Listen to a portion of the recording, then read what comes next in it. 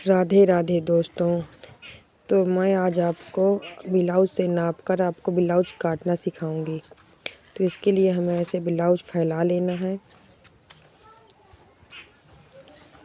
फैलाने के बाद ऐसे इंची टेप से ऐसे रख के इसे पूरा देख लेना कितना है हमारा ये। तो ये हमारा पूरा फाइनल 20 है, देखिए। और 2 इंच इसमें ले लेंगे प्लेट डालने के लिए एक्स्ट्रा। तो 20 मिलाकर 2 मिलाकर 22 हो गया दोनों, देखिए। अब 22 का आधा करेंगे तो ये घेरा निकलेगा।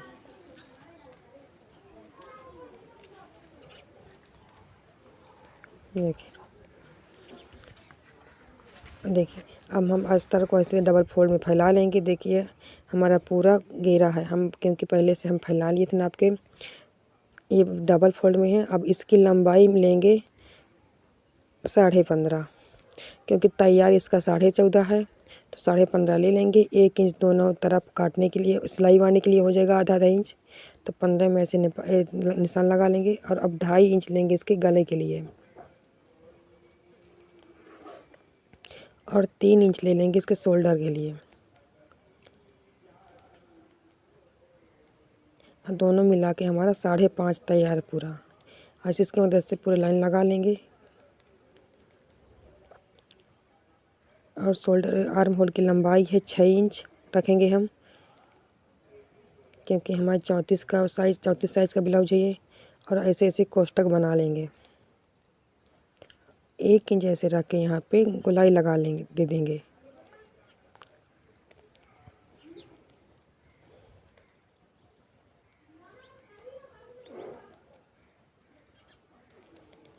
और अब इसे कट कर लेंगे।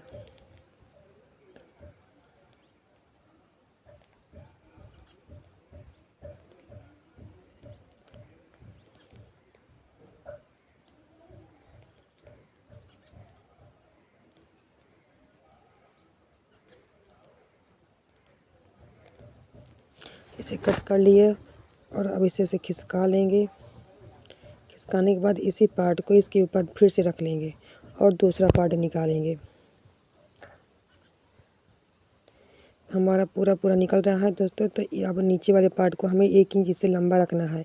तभी इसे हम आधा इंच पार्ट काट लेंगे, ऊपर वाला पार्ट काट लेंगे बाद में। ऐसे ही इसे भी काट लेंगे पूरा, ऐसे इसे काट लेंगे। दोनों पार्ट निकाल, इसमें हमें नापना नहीं पड़ेगा इस वाले पार्ट में।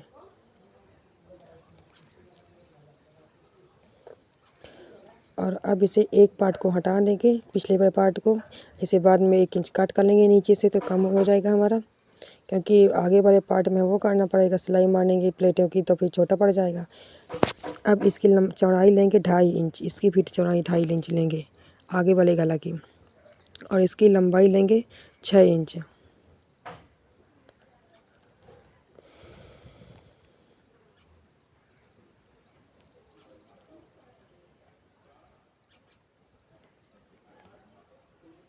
और ऐसे ही नीचे फिर 2.5 इंच रखेंगे।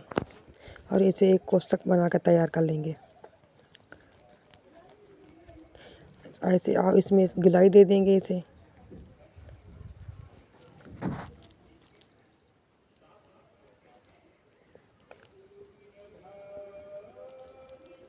और अब नीचे 13 पाती निकालेंगे। तो 13 पाती के लिए हमें 4 इंच लेंगे। ये दोस्तों बंद साइड है, ये बंद साइड की तरफ से 4 इंच लेना है। और सिलाई लगाने के बाद ये पूरा तैयार 3 इंच निकलेगा। तो 4 निशान लगा लेंगे दोस्तों।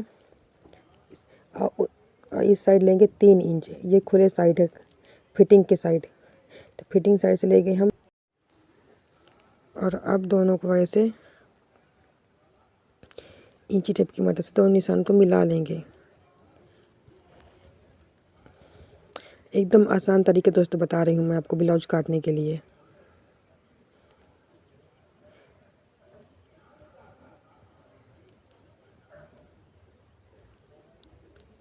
ऐसे दाग कर लेंगे लाइन को।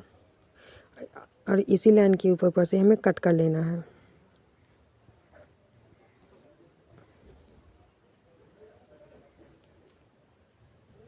और गला भी हम कट कर लेंगे।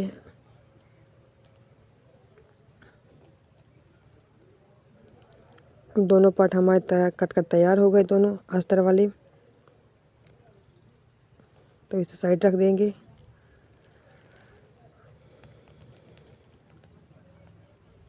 देखिए दोनों पार्ट हो गए हमें तैयार, कट गए।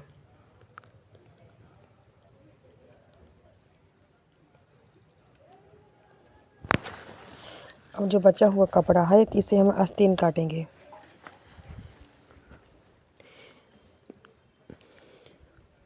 तो ऐसे डबल फोल्ड में इसे कर लेना है।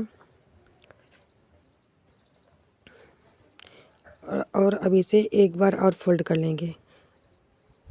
दोनों आस्तीन एक ही बार में काटेंगे दोस्तों हम। तो ये 4 फोल्ड में हो गया।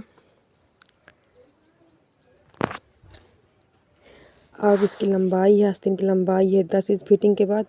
तो इसकी हम लंबाई लेंगे 11 इंच। 1 इंच हमारे मार्जिन के लिए हो जाएगा ऊपर नीचे। तो 11 इंच में उसे निशान लगाएंगे। अब तैयार इसकी 10 इंच।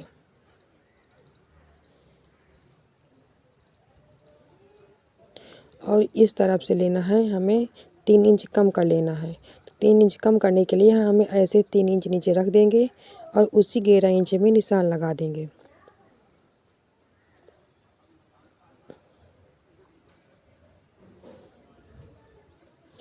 और अब इस निशान से इस निशान तक ऐसे गोलाई दे के आकार दे देंगे। ऐसे गोलाई से निशान लगा लेंगे।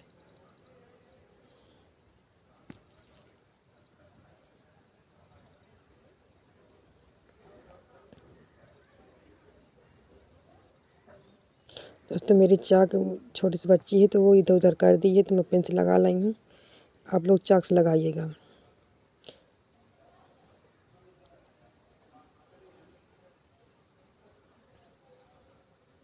अब इसे कट कर लेंगे। कट करने के बाद इस तरफ से खुले साइड से ऐसे निशान थोड़ा सा तिरछा करके ऐसे निशान लगा लेंगे। आधा इंच छोड़ दो। अब इसे भी कट कर लेंगे। ये खुला साइड है दोस्तों। ये थोड़ा सा जो जॉइंट बचा है तो इसे भी अलग कर लेंगे। दोनों आस्तीन हमारे दोस्तों एक ही बार में तैयार हो गई कट कर। और अब हम काटेंगे ब्लाउज वाला का पीस। जो ब्लाउज बनाना है उसका कपड़ा ले लेंगे, फैला लेंगे।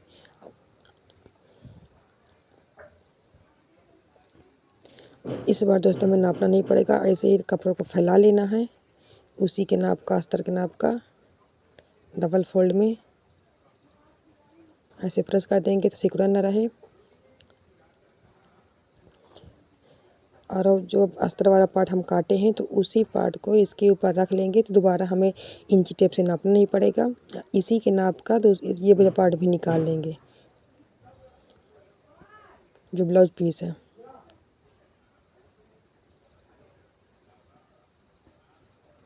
दोस्तों हमारा ये कट गया। और ऐसे खिसका के इसे जो अगला वाला पार्ट है उसे भी रख के उसे भी निकाल लेंगे।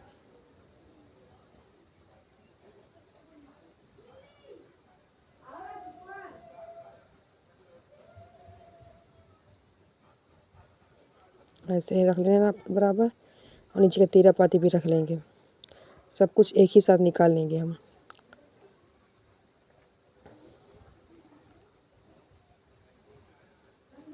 और अब इसे कट कर लेंगे किसी के नाप का।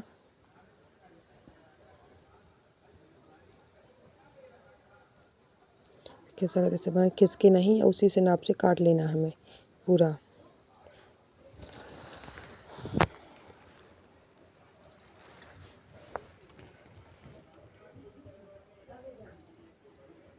अब इसे अलग कर देंगे।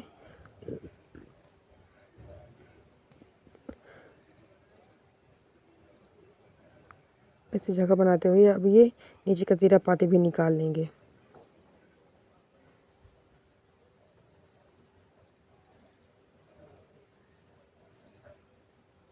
और ये गला भी निकाल लेंगे। गला भी काट लेना है अभी।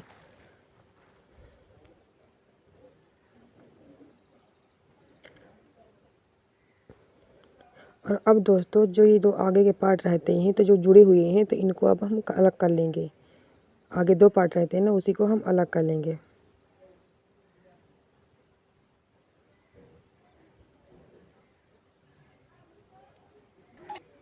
जॉइंट की तरफ से।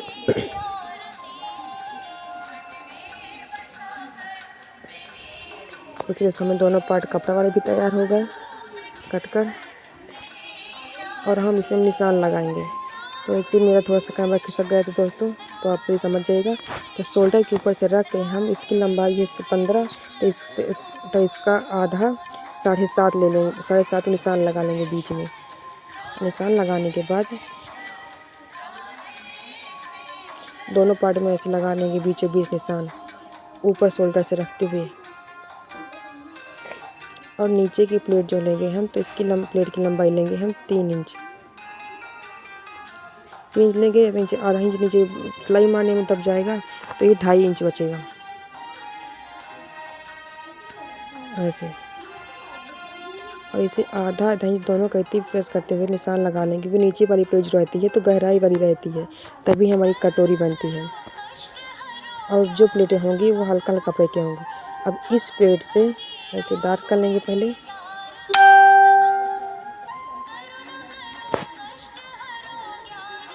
और इस प्लेट से इस प्लेट की 1 इंच की दूरी पर दूसरा निशान लगाएंगे। 1-1 इंच की दोनों दूरी रखेंगे। और इसे लगाने के लिए दोनों प्लेट को ऐसे पकड़ के ऐसे नाप लेंगे और इसके बीचों बीच निशान लगा लेंगे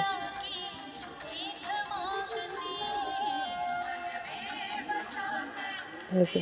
अब ऐसे निशान लगा लेंगे और थोड़ा थोड़ा कपड़ा ऐसे निशान लगा लेंगे दाबने के लिए, कि बीच में हमें दाबना है। और इस प्लेट से इस प्लेट की भी दूरी 1 इंच ही रखेंगे। और इससे भी जो आर्म वाली प्लेट है उससे भी 1 ही इंच की दूरी पर रखेंगे, निशान लगाएंगे ऐसे देखिए। और अब इस निशान से नीचे की आर्म होल तरफ निशान लगा लेंगे, पूरी लाइन खींच लेंगे। ये प्लेट हमारी प्लेट हो गई। इसी तरह दोनों पार्ट में हमें निशान लगा लेना है। तो हमें प्लेट लगाते समय ज़्यादा दिक्कत नहीं महसूस होगी।